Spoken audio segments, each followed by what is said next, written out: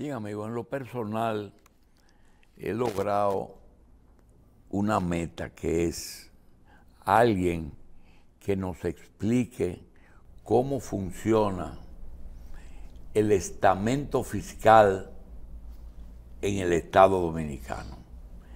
Y lo digo porque no solamente en lo fiscal, sino que existen algunas áreas que inclusive en estos días se ha opinado mucho sobre fusiones de instituciones.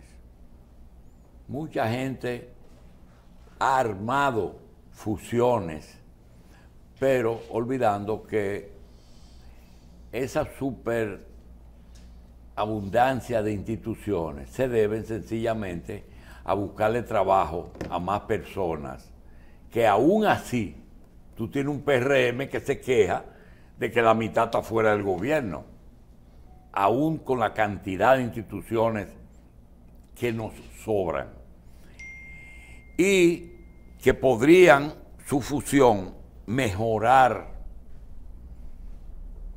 el presupuesto nacional.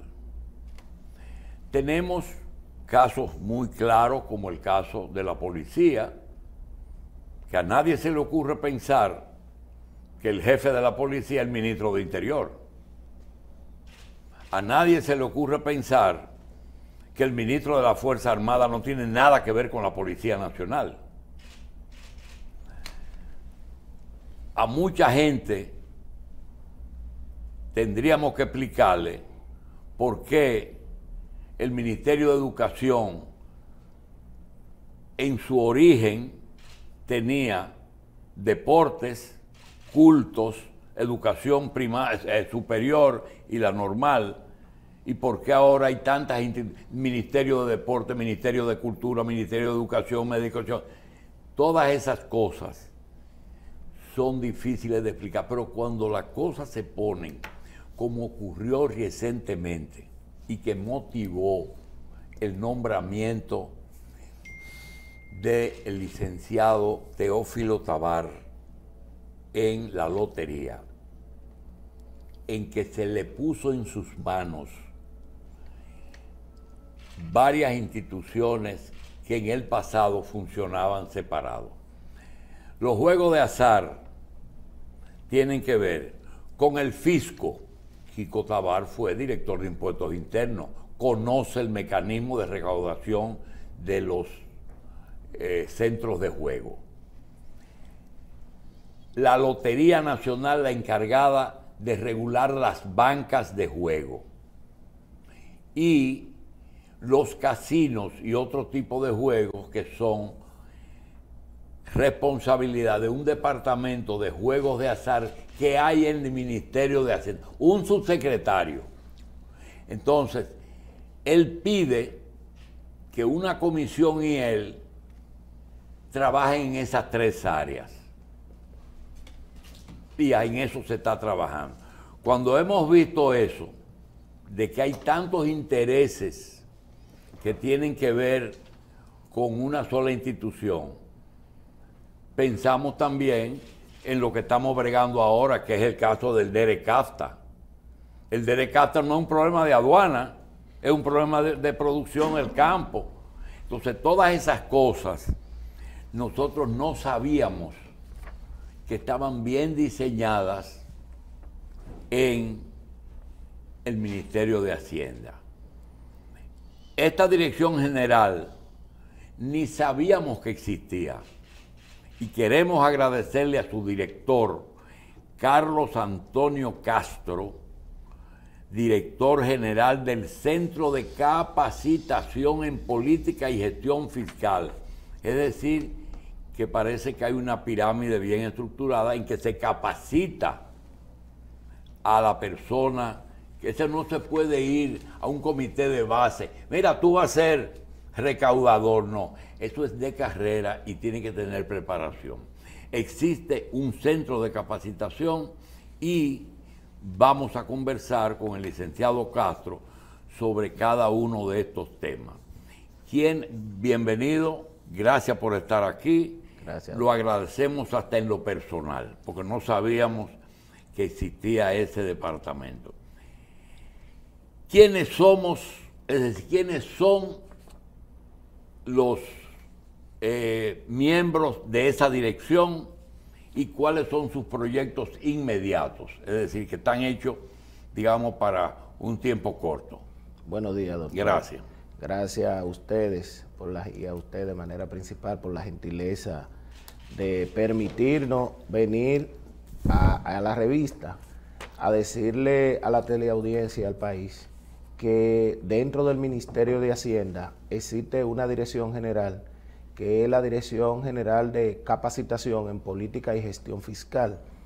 La Dirección General de Capacitación y Política en Gestión Fiscal, el CAPGEFI, fue lo que por allá por los años 80, finalizando ya, digamos, la gestión de don Antonio, se creó y se llamaba el INCAP. El INCAP para ese momento se dedicaba única y exclusivamente a la formación en el ámbito tributario, pero a partir de lo que ha sido la reforma financiera del Estado, pasó a ser el Centro de Capacitación en Política y Gestión Fiscal, denominado CAPGEFI. El CAPGEFI está dirigido de manera superior y principal por un consejo que está integrado por el ministro de Hacienda. Está también, forma parte de ese consejo el Contralor General, el Director de Compras y Contrataciones, la Dirección de Crédito Público. ¿Y por qué no es una dependencia del Ministerio de Personal? No, porque el Ministerio de Administración Pública Exacto. tiene un centro de capacitación que es el INAP. El INAP, la diferencia entre el CAPGEFI y el INAP es que el CAPGEFI se encarga de la formación, de la capacitación de todos los técnicos dentro del ámbito financiero del gobierno y del Estado, ¿por qué no decirlo así? Porque nosotros, además de que ofrecemos capacitación, especialización, diplomados al sector financiero del gobierno, también lo hacemos con el Tribunal Constitucional. Quiere decir que la capacitación para los que se encargan de recaudaciones es una subespecialidad en entrenamiento, es decir, que no es lo otro que produce, digamos, el médico general, que es el administrador público. Y ustedes son algo más especializado. Más especializado, precisamente. Mire, nosotros tenemos 3 niveles de capacitación. Tenemos un nivel que está talleres, seminarios, cursos. Tenemos un segundo nivel que son diplomados y el tercer nivel que es especialidad. Ese nivel de especialidad, por ejemplo, en el día de ayer, en coordinación con la Dirección de Contabilidad Gubernamental, el Contralor General, o sea, la Contraloría General, y nosotros lanzamos el primer diplomado en costo que se ofrece en la República Dominicana. Y el prerequisito, antes de que usted siga, el prerequisito para entrar a hacer todos esos cursos, que un bachiller sencillamente, o tiene que tener algún grado universitario. Bueno, en el caso de la especialidad de costo que le refería, tiene que ser un profesional del área de la administración o de la contabilidad y tiene que estar vinculado a una de las instituciones del gobierno y del área financiera de manera principal. Pero el CAGEFI no se limita solamente ahí, doctor. El CAGEFI tiene una cobertura mucho más amplia porque también abarca ese bachiller, porque allá hay un curso, un curso de introducción a la administración financiera. Ese curso de introducción a la administración financiera del Estado le ofrece al participante saber de cada 100 pesos que se aporta como recaudación al fisco, cuál es la redistribución que se hace de ese dinero en los distintos renglones que el Estado tiene responsabilidad de cubrir. Es decir, que va desde un ámbito, digamos, de simpleza hasta lo más complejo, que pasa, por ejemplo, por un diplomado. Nosotros tenemos un diplomado en gestión pública y en inversión pública y hacienda, que implica conocer aspectos de la planificación del Estado, pero también tiene parte de su contenido, conocer todo lo que es la función del Ministerio de Hacienda y sus distintas áreas. Solamente las actividades que ustedes realizan van dirigidas a los servidores públicos que pertenecen al gobierno o también se pueden extender, por ejemplo, al sector municipal. Sí, precisamente que es uno de los sectores que hemos visto que más problemas tiene de este tipo de capacitación. Ahora nosotros alrededor, finalizando este mes de marzo, digamos el 30 de marzo, por ahí, el 31, perdón, de marzo, nosotros tenemos una sensibilización que vamos a lanzar a nivel nacional en coordinación con la Liga Municipal, precisamente con el área financiera de los ayuntamientos y de las juntas municipales. Son de los sectores del Estado que tienen mayor debilidad, pero el Ministerio de Hacienda, que a fin de cuentas también tiene que lidiar con esa realidad porque se erogan recursos por las partidas que establece la ley, tiene que tener el control y tiene que también propiciar el adiestramiento de ese personal que trabaja con el ámbito financiero. Nosotros estamos buscando crear conciencia y que se pueda crear estabilidad, por lo menos en aquellos servidores en el ámbito municipal que tratan el tema financiero, porque se necesita mucha competencia, se necesita conocimiento. ¿La capacitación es obligatoria o es opcional para los servidores públicos? Es un mandato de ley. En principio la capacitación debe ser, digamos, obligatoria de los que están vinculados a una institución del gobierno o del Estado. Va a depender de la programación, primero, de las instituciones que proceden los participantes. Nosotros hacemos un levantamiento previo de NIAC, donde hacemos la detección de la necesidad de capacitación que tiene una determinada institución.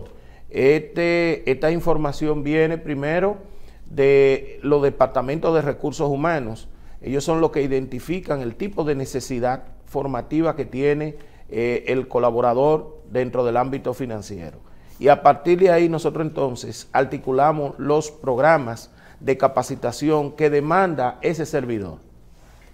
Licenciado Castro, basado en esa pregunta que hace Michelle, me gustaría conocer, a posteriori a que ustedes dan la capacitación, ¿qué nivel de evaluación ustedes hacen para determinar que el empleado público está preparado, pasó la prueba, o hay algún tipo de sanción en particular cuando se le prueba algún curso?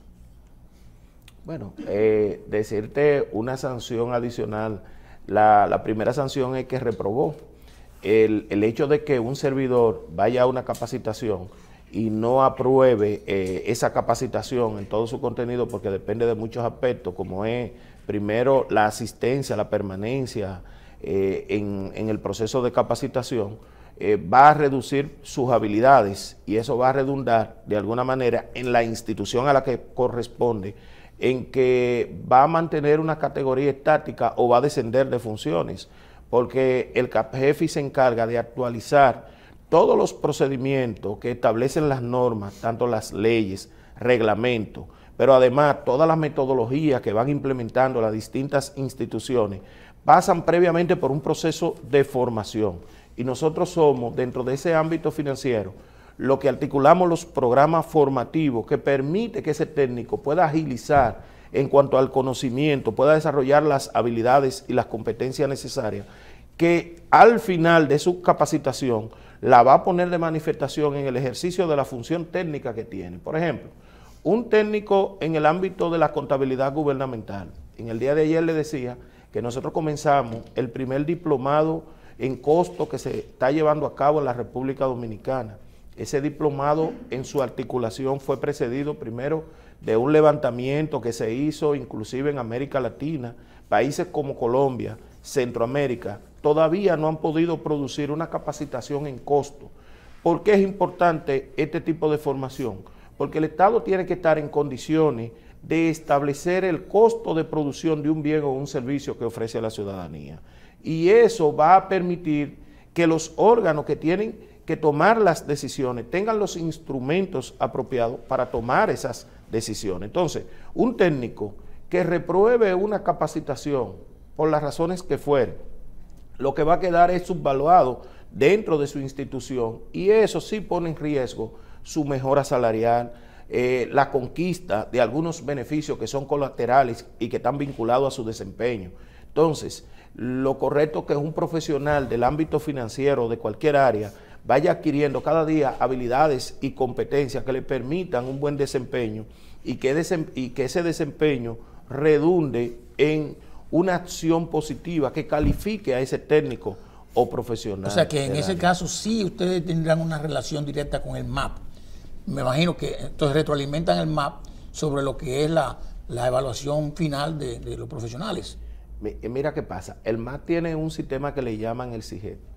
El CIGET, en principio, con las instituciones públicas funciona como un mecanismo de indicadores que todos los procesos, primero las instituciones y los departamentos de recursos humanos, tienen una serie de procedimientos que durante el año tienen que ir ejecutando, implementando.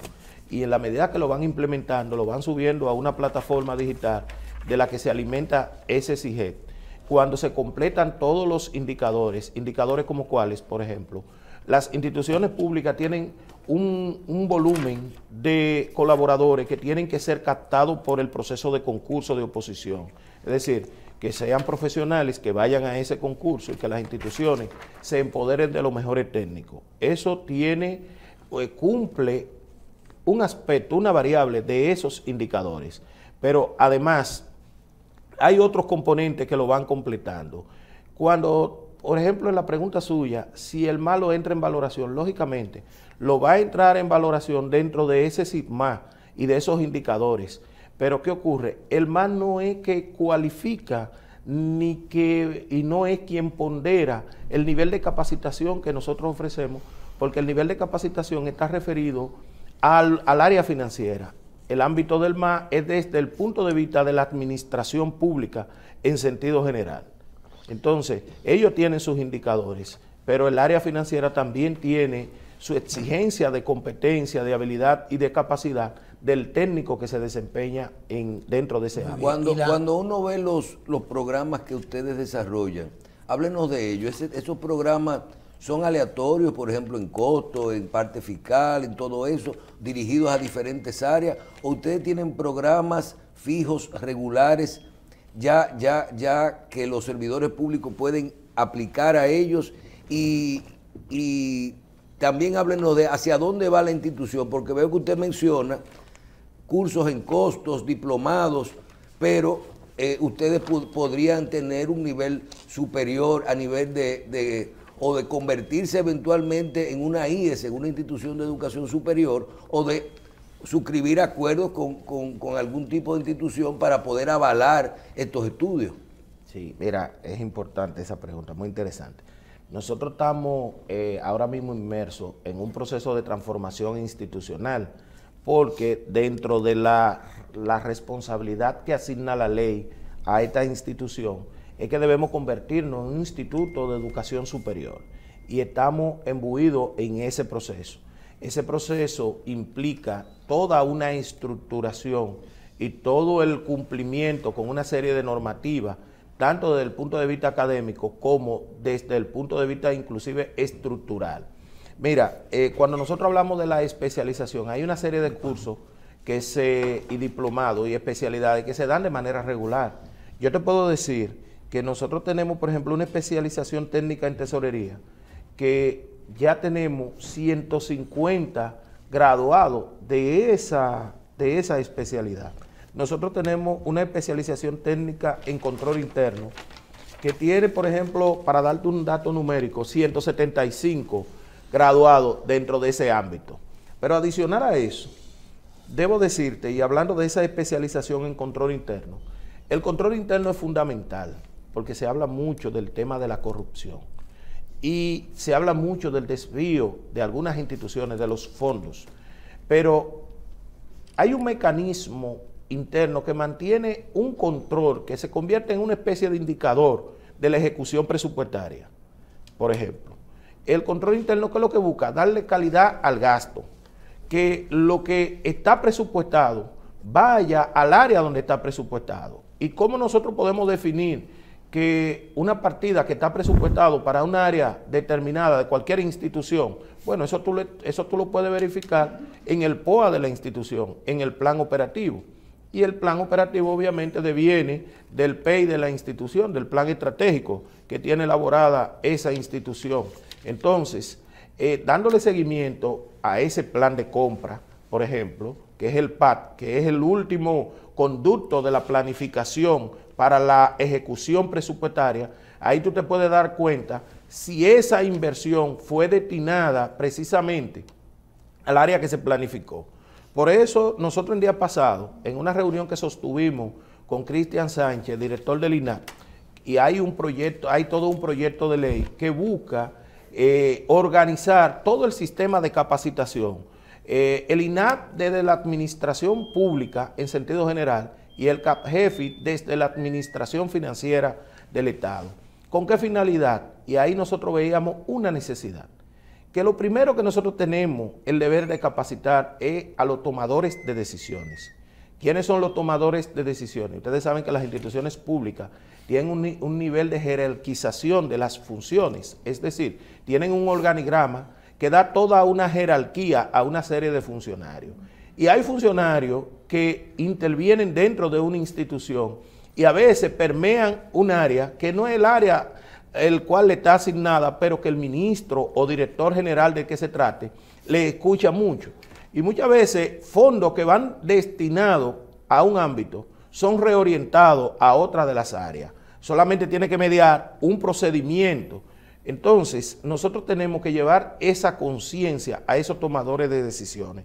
¿Por qué? Porque el control interno también se convierte en un indicador que es regenteado a través de un mecanismo que le llaman las normas básicas de control interno, la NOBASI, y esa NOBASI tiene indicadores que se van reflejando, igual que el SINMA, en la administración pública, se van reflejando y le van indicando al gobierno central y al presidente de la República si un ministro, si un director realmente está teniendo el cuidado y está aplicando el gasto en el área que fue planificada. Es decir, que dentro de esa capacitación de control interno es fundamental para los técnicos, sobre todo de instituciones en el ámbito financiero, que le dan el último curso a la ejecución presupuestaria. Pero también nosotros tenemos una especialización técnica en presupuesto, ahí tenemos 178 que ya hemos capacitado en ese orden. Tenemos diplomado en Hacienda e Inversión Pública, ahí tenemos 138 que ya hemos ido en un proceso de capacitación. ¿Ustedes intervienen en el área de compra y contrataciones también, capacitación? ¿O eso directamente la dirección de compra? Compras y contrataciones parte del Consejo de Dirección del CAPGEFI. Y la formación en el ámbito de compra de manera principal la ofrece el Centro de Capacitación. Porque el CAPGEFI es el centro de capacitación en materia financiera de todas las instituciones que están bajo la sombrilla de Hacienda, pero también de todas las instituciones del gobierno central y del Estado, porque abarca el poder judicial, abarca el poder legislativo, los ayuntamientos, y se va más allá. Nosotros hacemos sensibilizaciones y damos formación a organizaciones de la sociedad civil, es decir, a organizaciones sin fines de lucro, con la finalidad de crear conciencia sobre la importancia de la tributación. Ahora mismo, y a propósito de la misma pregunta que tú hacías, nosotros tenemos, para señalarte así de manera específica, acuerdo vigente con 9 instituciones y tenemos pendiente de firma, que ya estamos en proceso de articulación, unos 7 acuerdos. Nosotros tenemos acuerdos con instituciones académicas, con INTEC, con la UAS, con el MESI. Ahora mismo estamos discutiendo un borrador de acuerdo con el Ministerio de Educación a fin de un proceso de sensibilización que nosotros estamos llevando a cabo con liceo secundario y con politécnico para esos jóvenes, creándole conciencia sobre el manejo financiero. Ya discutido este acuerdo con el Ministerio de Educación, nosotros poder aportar un componente en la formación del maestro dentro del ámbito financiero, pero además nosotros servirle de ente al Ministerio de Educación, de ente evaluador, para que ese personal docente que tiene que ver mucho, en los politécnicos, por ejemplo, hay muchos contadores que están trabajando áreas financieras y formación financiera, nosotros entonces capacitarlo de manera complementaria. Primero, evaluarlo para permitir su ingreso. Y segundo, capacitarlo para que esa capacitación, esa sensibilización que hoy nosotros llevamos a los centros educativos, sea el mismo Ministerio de Educación, porque tiene la infraestructura en materia de recursos humanos, sobre todo en el ámbito docente, para poder producir todo un brote de conocimiento a nivel de toda la geografía nacional. Entonces, no solamente nosotros tenemos acuerdos con el ministerio, te decía que tenemos acuerdos con academia. Mire, yo quiero, en esa pregunta que es sumamente importante para cualquier entidad educativa, le quisiera preguntar, el respeto que le merece una entidad educativa lo tiene por el maestro, vamos a decir, el capacitador. ¿Cómo ustedes escogen sus facilitadores, sus profesores, sus catedráticos? ¿Quién lo evalúa y qué le pagan o cómo le pagan? Mire, allá hay un área hay un área académica dentro del CAPGEFI.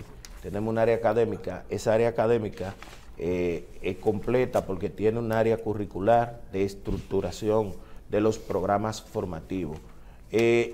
Todo un componente multidisciplinario que interviene dentro del área académica se constituye a partir de un reglamento académico que tenemos en la institución, se constituye en comisión y esa comisión, lógicamente con una política bien articulada, bien organizada, evalúa al docente de ingreso, al que va a ser facilitador. La nómina de facilitadores que nosotros tenemos se paga en la institución por la jornada formativa.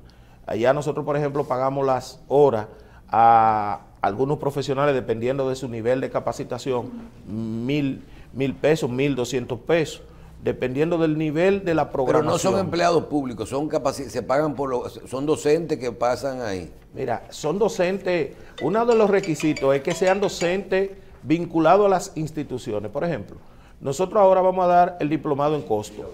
¿Quiénes son los que van a impartir el diplomado en costo? Son técnicos de la Dirección de Contabilidad Gubernamental, pero los técnicos de más alta calificación que tiene la Dirección de Contabilidad Gubernamental, que tienen formación académica, que tienen formación docente. Esos son los técnicos, porque nosotros somos el Estado mismo. Los procedimientos, los procesos, quienes los vivimos, quienes los ejecutamos, somos nosotros. Yo te voy a poner un ejemplo. Cuando se puso en ejecución la cuenta única del Tesoro, quienes hicimos todo ese proceso de sensibilización a todas las instituciones públicas y a la sociedad, digamos, en su conjunto, fue el CAPGEFI. Es decir, nosotros tenemos los instrumentos necesarios. Entonces, ¿quiénes son los que imparten esa formación? Son los mejores técnicos que tenemos dentro de las áreas de las que se trate. Sí, entonces, de esta manera de elegir, por ejemplo, a los principales técnicos o los principales encargados de áreas, eso es una manera de ustedes propiciar una multiplicación, es decir, una difusión del conocimiento a partir de los superiores para trazar las políticas de cómo debe hacerse la administración impositiva. Mira, primero se parte de la premisa de que ese técnico, para seguirte el ejemplo de contabilidad gubernamental, es el que tiene la praxis, es el que tiene la práctica en el ejercicio. Pero además tiene el componente formativo, tiene el nivel de formación. No se trata ni siquiera de la jerarquía, sino se trata del desempeño del técnico complementado con su profesionalización. Es decir, con los niveles que tienen esos técnicos, porque ellos mismos incluso elaboran carpetas docentes, es decir, que tienen esas condiciones de capacitación. Licenciado, esta participación, además de necesaria, porque marca una diferencia en el ejercicio de la política de administración pública, totalmente.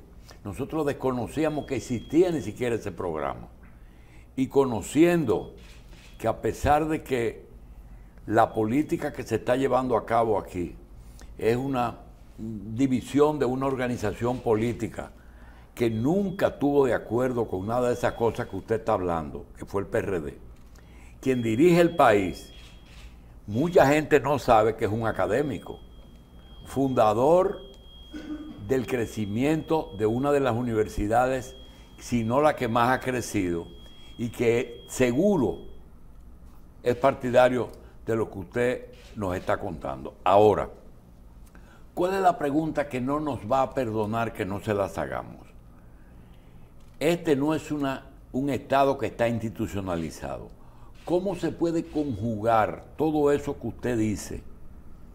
No solamente con un director, por ejemplo, con energía y minas o con educación, decirle, mira, esa es la línea de la administración pública. Hay áreas que son políticas y hay áreas que no pueden ser políticas. ¿Cómo se puede conjugar o convencer a una administración pública de que esa es la agenda que tienen que llevar? ¿Y cómo lo está haciendo para que lo entiendan? Por eso nosotros, doctor, interesante la pregunta, doctor, nosotros decíamos ahorita la necesidad que tenemos de que en un análisis que hacía el director del INAP y quien les habla, además acompañado de técnicos del INAP y del CAP jefe, llegamos a la conclusión de que lo primero, o sea, se convierte en una prioridad para nosotros formar, para nosotros capacitar a los tomadores de decisiones. Pero debo decirle, previo a esto, que el primer convencido de que la administración pública tiene que ser dirigida por técnicos competentes es el presidente de la República. Y usted lo acaba de reconocer en la motivación inicial de la pregunta. El presidente está plenamente convencido de esto. Mire, la administración pública tiene, y volviendo al ámbito de lo que es el INAI, de lo que es el Ministerio de Administración Pública, 5 grupos ocupacionales. Hay un primer grupo, un segundo grupo, pero llega hasta el número 5. Pero dentro de esa clasificación de los grupos ocupacionales tiene la figura de los empleados de carrera. Son aquellos empleados que su ingreso para estar dentro de la administración pública ha mediado un concurso de oposición. Es decir, que han cumplido con el voto de la ley. Ese tipo de empleado es estable en toda la administración pública y debe ser estable. La mayoría de los técnicos especializados que tienen las distintas instituciones son técnicos que han sobrevivido a distintos cambios de gobierno. ¿Por qué? Porque son necesarios dentro del ámbito de la administración o de la institución a la que ellos ofrecen servicio. Por ejemplo, nosotros tenemos dentro de la institución que dirigimos 53 empleados que son de carrera. Es una institución en términos administrativos con una nómina pequeña de un promedio de 220 empleados, porque son empleados de apoyo a las áreas misionales que tiene la institución. Nosotros ya tenemos 3 áreas fundamentales, 3 áreas misionales, que es el área académica, que es donde se produce toda la articulación de esta programación formativa. Tenemos un área de certificación y acreditación, que es el SINACA, que crea vínculo con otras instituciones, pero también tenemos el área de investigaciones. Toda entidad académica tiene que tener como centro de oxígeno un área de investigaciones. Entonces, la misión que nos ha encomendado el presidente de la República es precisamente producir este tipo de procesos y que los distintos directores puedan acatar esta disposición. Ahora bien, hay áreas, por ejemplo, y usted citaba el caso de energía y minas. Dentro del ámbito de ese sector hay áreas que son especializadas, que todavía el ministro de turno quiera intentar cualquier situación, que no es el caso, siento yo, del señor Antonio Almonte. En esos lugares, perdóneme, en esos lugares ustedes encontraron personas que no movieron y esperan que lo que ustedes capaciten y dejen, el que venga lo deje. Bueno, usted sabe que el Ministerio de, por ejemplo, de Energía y Minas, fue uno de los ministerios, y usted ahorita en su introito decía que el gobierno en su primera etapa analizó una serie de instituciones que no le vio la suficiente utilidad y el Ministerio de Energía y Minas absorbió lo que era la CDE. Sí. Ahí se dieron una serie de remociones que están sustentadas por lo que establece la Ley de Función Pública. La Ley de Función Pública establece las causales por las que se puede suprimir o apartar a un servidor inclusive de carrera. Yo siento que ese ministro de Energía y Minas está haciendo un extraordinario trabajo. Mire por qué. Nosotros hacemos un levantamiento de necesidades formativas a nivel de todas las instituciones, primero de las instituciones que están bajo la sombrilla de Hacienda. ¿Por qué el privilegio? Primero, nosotros somos una institución vinculada a Hacienda, pero además las instituciones que están bajo esta sombrilla son las que tratan el tema del tributo, son las que tratan el tema del crédito y todos esos temas que son sensibles. pero también las demás instituciones, como el caso de Energía y Minas, ellos son de manera, digamos, muy oportuna lo que nos requieren los niveles de capacitación. Y le puedo decir que todas las necesidades formativas que tienen sus empleados dentro del ámbito financiero, ellos no han requerido, por ejemplo, para este año, ya toda esa formación. Y nosotros estamos en un proceso de articulación de algunos de esos programas. Lo que le quiero decir que han actuado de manera muy oportuna, y quiero felicitar con esto al ministro de Energía y Minas, al señor Antonio Almonte. Se lo paso. Sí. Mire, nos preocupa un elemento que tiene que estar también, no preocupándonos, viviéndolo ustedes. Está ocurriendo, y yo tengo el ejemplo de impuestos internos y de la Cancillería. Resulta que acaba de salir del poder un partido que ejerció el poder durante 20 años y tuvo la oportunidad de gente política de capacitarla para la posición. Entonces, llega un partido que tiene 14 años fuera, que lo normal es que ustedes lo capaciten, ¿verdad? Hay que capacitarlo. Claro que sí, pero en Cancillería, ya esa gente dice, somos de carrera porque tenemos 20 años en el cargo. Esa dualidad, licenciado, ¿cómo se puede manejar que no vaya en perjuicio del propietario y del Estado también? La situación sería dejarlo que cumpla 20 años y pensionarlo y se acabó. Y perjuicio del Estado, que ha aportado para formarlo. Mira, mire, doctor, la ley, vuelvo a la ley de función pública. La ley de función pública establece el mecanismo de cómo se puede apartar a un empleado de carrera.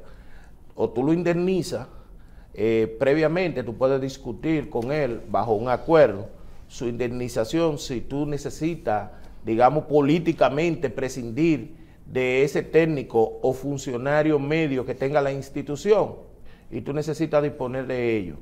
La ley también te permite preservarle la posición, ubicarlo en otra posición sin degradarle, digamos, su salario y el nivel de la función que él estaba desempeñando al momento de llegar a la nueva administración.